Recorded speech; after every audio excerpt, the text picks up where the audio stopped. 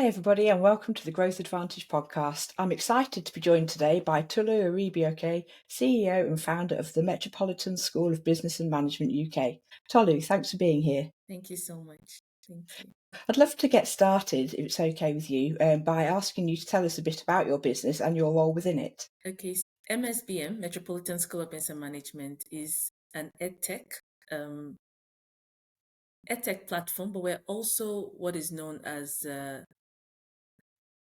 a college, right? So we have the accreditation to be able to offer up to doctorate degree with partner institutions. So we're a pathway college and we partner with other universities and other institutions all over the world for democratizing education. So essentially that's what we are at MSBM. We are an EdTech platform built to democratize education. Great, fantastic. And what inspired you, Tolu, to start the Metropolitan School of Business and Management? Okay, so essentially I didn't grow up from a privileged background, right? I grew up in like a village in Nigeria, in Ibadan, right? And one of the things that really saved me, I like to use that word saved, is education. Saved me because if not for education, I'll probably still be somewhere around there trying to make ends meet. And because that was the reality for most people in those times. We hawked goods, people just go to the market to help their parents to sell things and all of that. But my parents made sure that they made a lot of sacrifices to ensure that each and every one of us 5 children were educated. And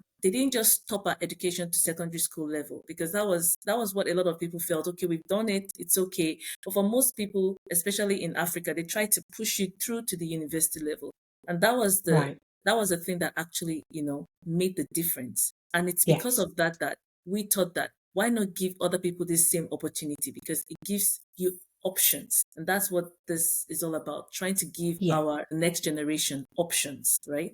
So that's the main idea behind MSBM. Brilliant. And what makes your approach to education unique in the market? We're very different because we meet every student wherever they are. That's the idea of democratization. When we're talking about democratizing something, especially education, you have to make sure that there is no separatism when it comes to costs or qualifications, because that is actually what makes education very elitist. It's either you can afford it or you're brilliant enough to get into school. So if one of the other is missing, then you're not able to get into university. And this is where we're different because we meet you wherever you are. So we start from what do you have? What do you know? How can we help you? So it doesn't matter what qualifications you have. We meet you wherever you are and we take you to the levels to get to the required qualification to get your bachelor's, master's, and ultimately doctorate degree.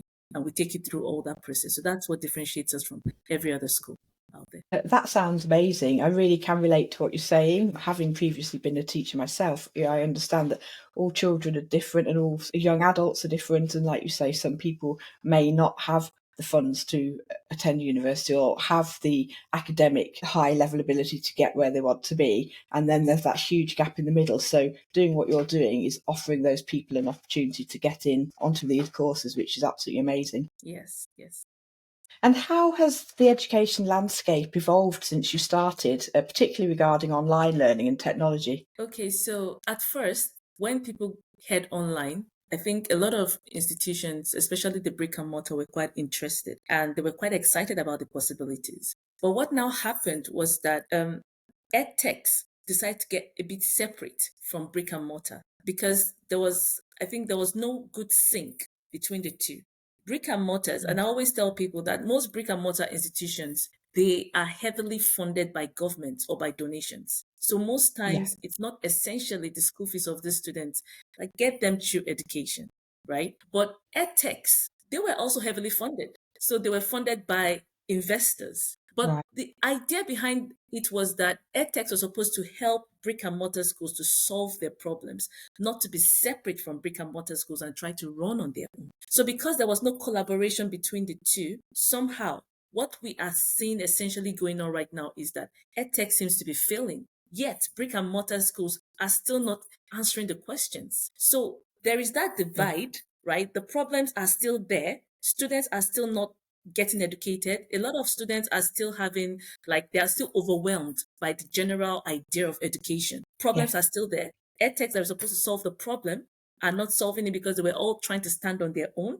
So it's just, there's just this weird war that is, going on between the two. And it's like, okay, we have the accreditation, you don't, well, we're not going to give you the accreditation. And then they're like, yeah, but we have the technology to make it work, but we're not going to give it to you. And it's just a weird, system. And it's just not Yeah. working because right now, people are faced with real problems that they want to be solved. And we have more intelligent people, mostly because we are intelligent and we give birth to very intelligent children. So they're asking the hard questions. What does education give to me? And this is this huge shift where so many people are thinking perhaps education is a scam.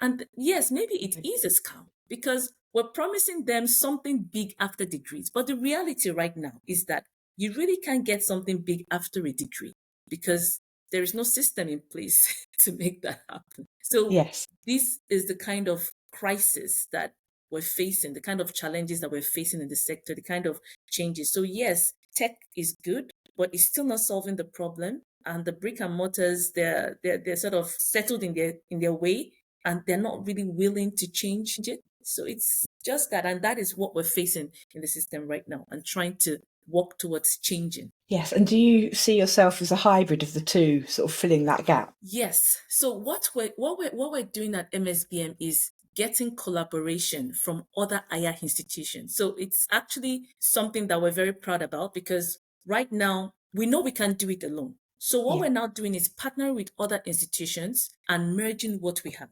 So right now we've been able Right. to get about 30 institutions who are on our platform and are able to offer our courses, but not just our courses, they are also able to offer theirs. So, as part of Right. this, we call them a collegiate of higher institutions. As part of this collegiate of higher institutions, a lot of them are brick and mortar institutions that want to also have access to what we have online. So we give them that Right. option to be able to have the back end where they can put in their own courses and they have access to our already courses and also access to some other people's courses that are also part of this network of institutions. Right. So it's a beautiful hybrid because the context is this: it can be too expensive. One, education first, certificates later. So right now, what we're focused in, you can actually get educated. If you now want to get the certificate, you can go the extra mile to pay for the certification, but you can have the whole journey of getting that educated, of getting the education. You go through the whole journey, through the whole steps, and all you just need to pay for at the very end is now that. So with all this collaboration, yes, we're in a hybrid of online and offline. But because, as I said, education has become a little bit elitist, the kind of Yeah. people that we're able to partner with are grassroots institutions, people that are able to reach out to the underserved that we're trying to reach. And as I always mention as well, when we think underserved, we think of a certain region. But that's not it, or maybe emerging countries or emerging economies. No, underserved are people in every country that would normally not have been able to afford some certain kind of education just because it's so expensive Yes. and they don't want to be in debt. And I understand. I don't think anybody likes the idea of starting their life being in debt, no matter even if what you're just paying for it is very small. So this is where we meet you. We meet you at that point, right? And that's what we're creating, and that's why we're sure that what we have is going to be much more lasting because we are reaching these people and we're solving the problems that they have. Fantastic. So it sounds like you've got a really wide outreach there, and it's quite a bespoke product that you can offer at different levels depending on where people are, which is amazing. And how are you finding attracting new clients right now, such as the institutions that then use your platforms? Okay, it's been very, very good, by the way, because when we communicate with other institutions, we let them understand that we know what the problem is and we're Yeah. trying to solve that problem.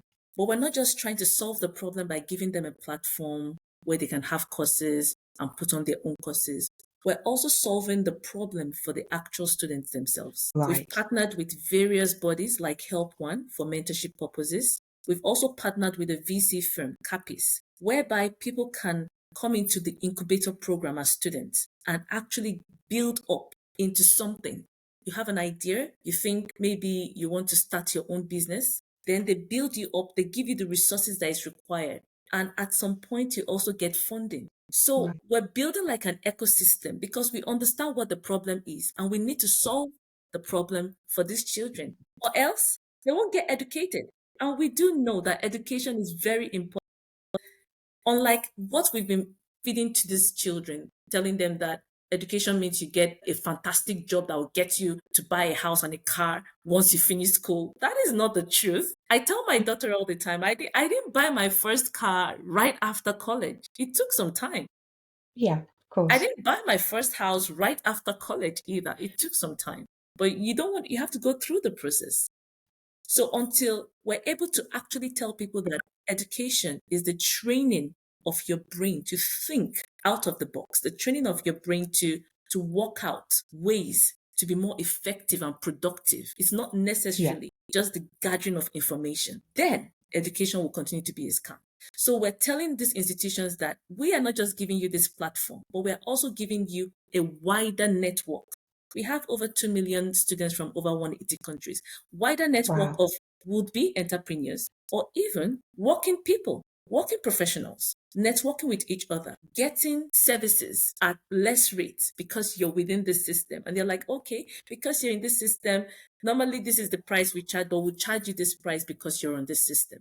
And so you can get people to do things for you, and you can get people networking with each other, starting up businesses, starting up inventions. That is the ecosystem that we are building. So, yes, a lot of them that have listened to what we have to say have been very receptive. They understand the beauty of mentorship, and it's free Yeah, mentorship. Incubator, yes, it's a one-time fee, but the one-time fee is really minimal, and the mentorship is free. So they see that this is worthwhile for their students, and it helps everybody. It's a win-win situation for everyone involved. And they also get to have the platform. Institutions get to have this platform for free. We're not taking anything for it, so that they can focus on actually getting students. So we've been getting very good feedbacks on that. fantastic. And what's been your most effective channel for attracting new students to the platform? LinkedIn.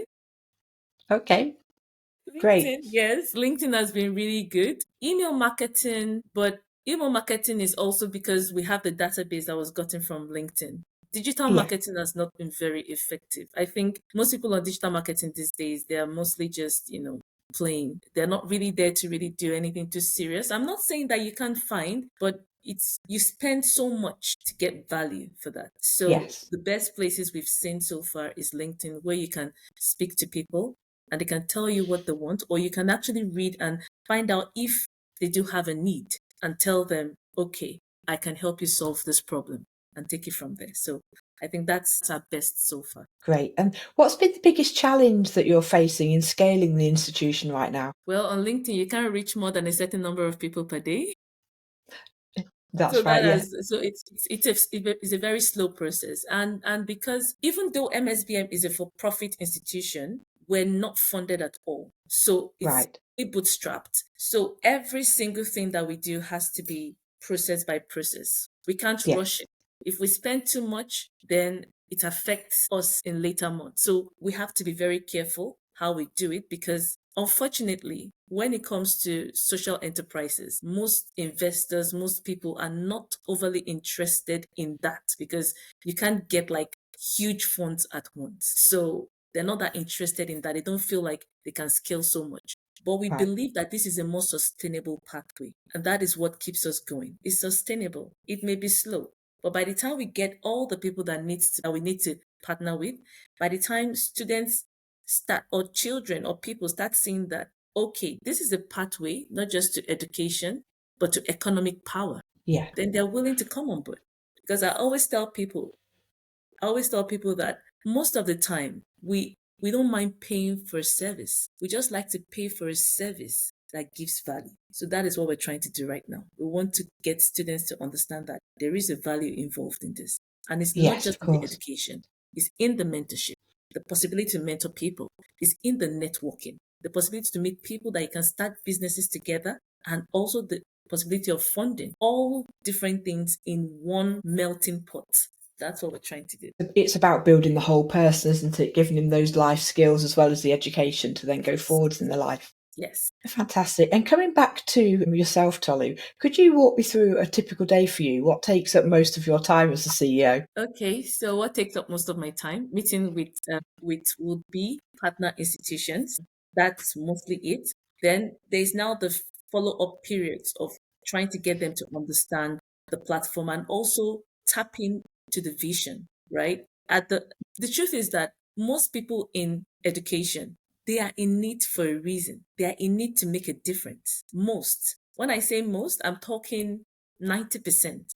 And that is one industry that has that kind of level of people that want to make a difference. So Yes. you find anyone working in primary school, secondary school, universities, they'll tell you it really can't all be about the money because there is not that much money in it.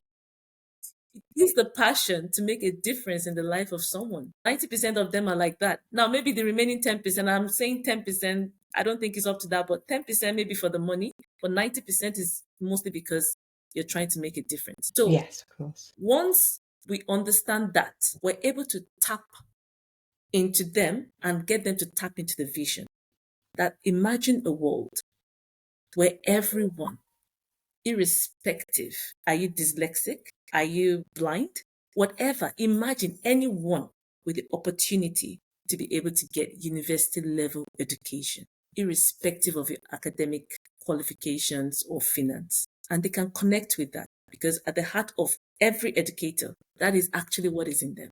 How can we make these people more effective? Because well-educated people are much more effective in the workplaces. Yes, of course. It's the truth. And it's one of the things that we don't want to talk about when we're talking about the Gen Zs, that they're not effective in the workplaces and all of that.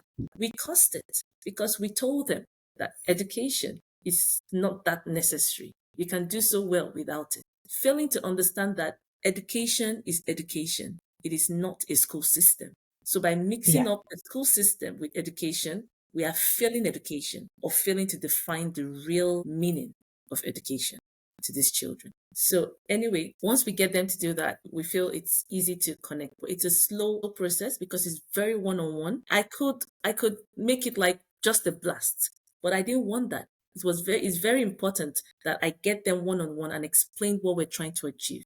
Make sure that they can connect to what we're trying to achieve and then move on from there. Right. So that is how my day goes mostly. I have meetings with my COO. It's just two of us, me and Fatima.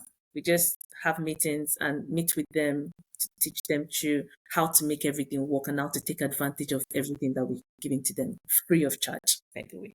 Great. Is there any aspect of running the business that you would like to spend less time on in an ideal world, personally? In an ideal world, yes, where I would like to spend less time on is on the marketing aspect. I wish there was a way this could just get out to so many people. Let them see. Because when you are offering a service that 9 out of 10 people you speak to sign up for, then you know that you're solving a problem.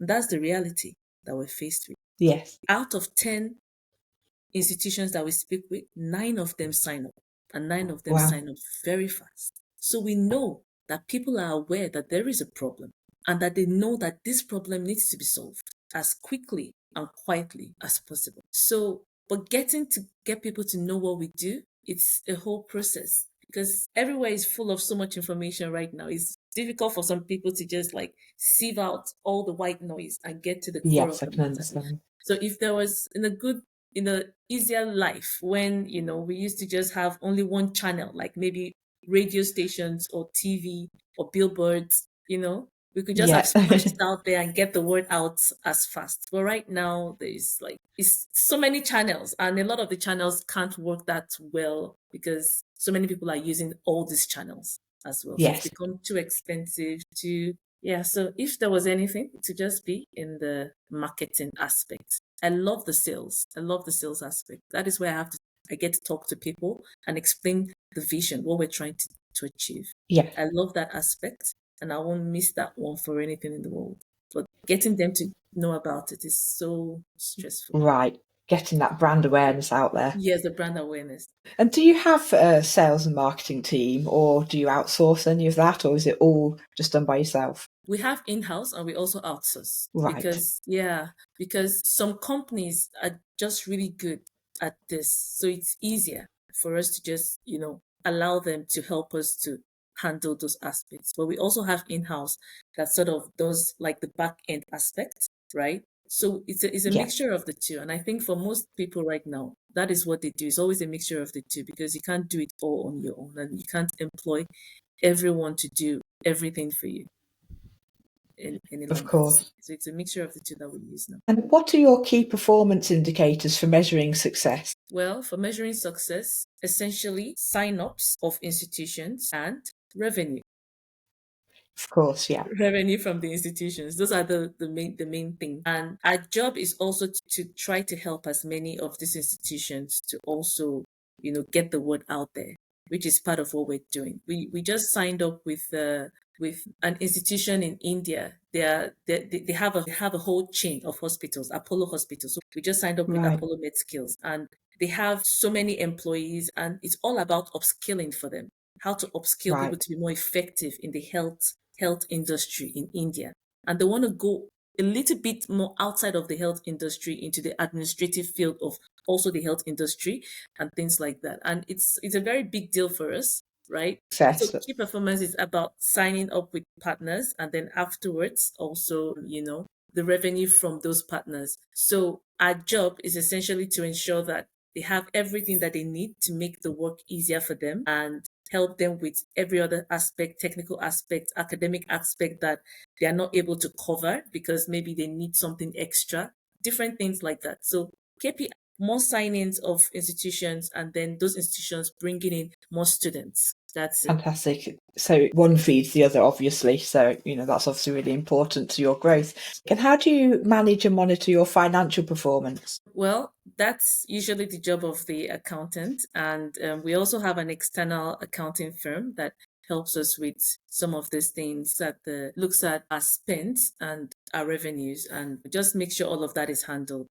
I just make sure that, we're always above, Yeah. we're not making losses, right? So that is just what I just look out for most of the time. And I also try to minimize the burn rate. As someone that has been in this field for a while, I realized that one of the things that makes it so difficult for a lot of organizations these days is the amount of cash we get to burn to run our businesses. Yes. So what we focus mostly on is when there is a problem, money is not always our first solution. We try to find out other types of solutions Yeah. and failing which we now use money to solve it, right? So Right. that is what we focus on really. So for me right now, for the financial aspect, what we focus on is how to reduce the burn rate, to reduce costs as much as possible, to ensure that we're able to do more. Because what we're doing is a little bit of, as I said, is a social enterprise. So it's a little bit of charity here and there.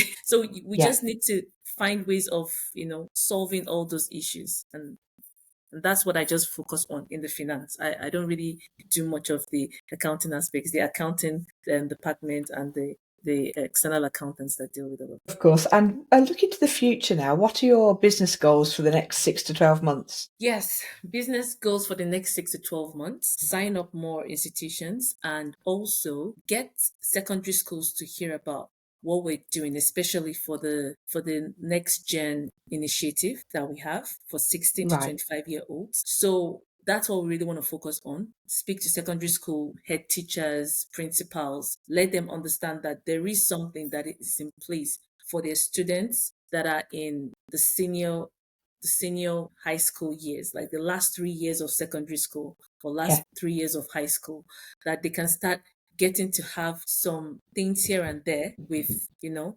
university level education. For some people, they've always thought, I want to do this when I grow up. Let them start seeing the reality of some of those things to decide before they finish secondary school if they actually want to go on for that or maybe Yeah. not really, right? So this is a way to sort of take them in gently. And we've done it in such a way that it's easy for them to connect. The courses are short, straight to the point, but everything is from university degree. So as they're taking it, they're learning more. And then when it's time for them to actually get into uni, it's easier for them to settle in. And for those people that are like, no, I still don't want to go to uni because it's too expensive for me, they can work out their pathways through diplomas to bachelors. So that is what we're doing right now. You know, taking it step by step like that. And for the next 6 to 12 months, that's what we're going to be focusing on.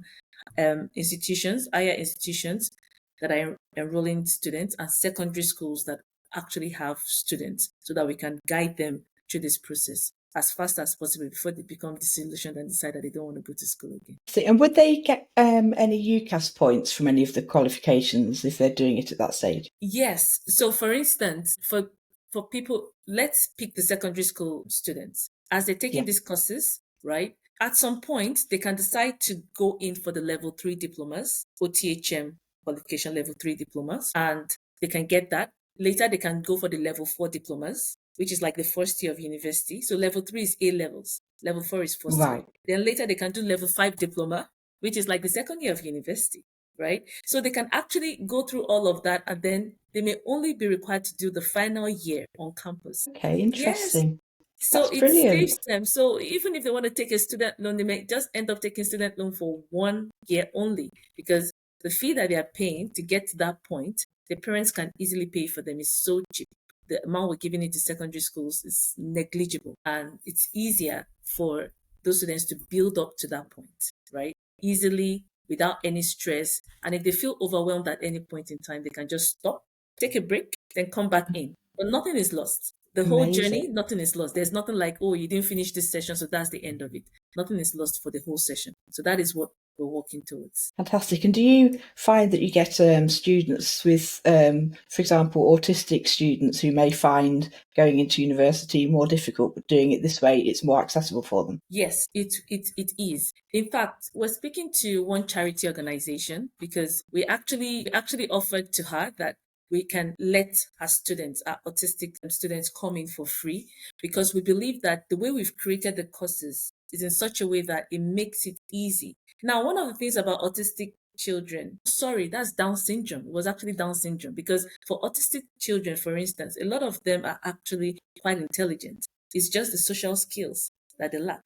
But the charity we're talking about was in charge of Down syndrome. But we believe that the children can still be able to understand what is being taught. So it's still in the works. We're still talking about it, and we want to start them on bit by bit till they get to, the point where we can say, okay, maybe they can do this. Maybe it's different kind of assessment that we do for this kind of Yeah. students. But yes, this is what we're working on. Yes. And where would you like to see the business in, say, 2 to 3 years' time? 2 to 3 years time, we would like to be like everywhere. We would like a lot of people to have known about what we're doing, because we believe that it is very innovative. It's different and it's solving a problem. And one of the things that we've always worried about is, especially when it comes to EdTechs, is that there is a lot of hype on how they're able to raise funds, but we've always worried that people were not really getting those kind of education that was necessary. Yeah. And that's just the reality. They raise so much funds, then most of the time, some of the things that they're even teaching, you could probably go on YouTube and get everything for free there. And this is a problem, because the main issue here is university level education. We want them to have it at the Yes, same of course. fee that you probably do a short course on platforms like Udemy or Coursera. That Right. is the problem. That is the main problem. Because those courses that you get for free on Udemy or Coursera, if you search on YouTube very well, you find an Indian or a Nigerian somewhere teaching it absolutely free. That is not the problem. That is just like countless solutions out there. So this is what we're hoping for in the next 2 to 3 years, that people will see the kind of ecosystem that we've built, and it will resonate with them. It will resonate with parents especially, and make parents see that there is a solution. My child doesn't seem to be doing so well in school. It's not a problem, because we meet your child wherever he or she is, and we help the person. I mean, if we're talking about Down syndrome children and autistic children, then you can imagine how just normal people can be. And I believe that IQs can be better with better education. I really Yeah. believe so. I don't believe that you have the same IQ from when you were, an adult till you die. I believe that with the more you train your brain, the more your IQ gets higher. But the reality is that there are very few geniuses in the world. So if we keep waiting for geniuses for everything, we'll not get anything done. We need to get the everyday people and turn them into geniuses. That's what we're hoping, be able to achieve in the next That's an amazing aspiration to have. years. Before we wrap up, is there anything else that you'd like to share about your business, where people can find you, any events that you may have coming up, anything like that? Yes. So anyone can find us on msbm.org.uk. And there's so many things there, right? You find ways if you want to be part of a collegiate of higher institutions. You find if you want to partner with us as a secondary school or a high school that wants to offer university level degree courses, if you want to know more about our incubator programs or mentorship programs, because this is a very important aspect of education. We're not just interested in teaching, right? We're interested in making everybody relevant towards building a more sustainable economy because we need it. And this is something I keep telling people and they don't understand. We cannot afford to demolish the middle class in any society. If we only have the rich and the extremely poor, we are destroying societies. And after a while, they would come and destroy even more. So we need to find a way to ensure that people are empowered.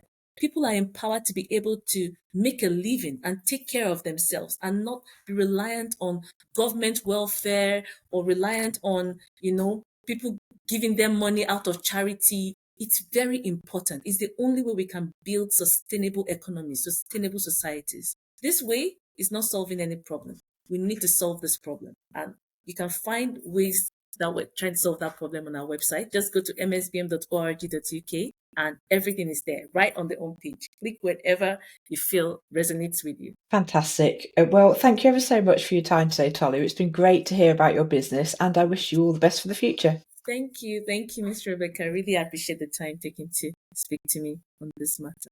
Thank you. Thanks so much. Bye. Bye-bye.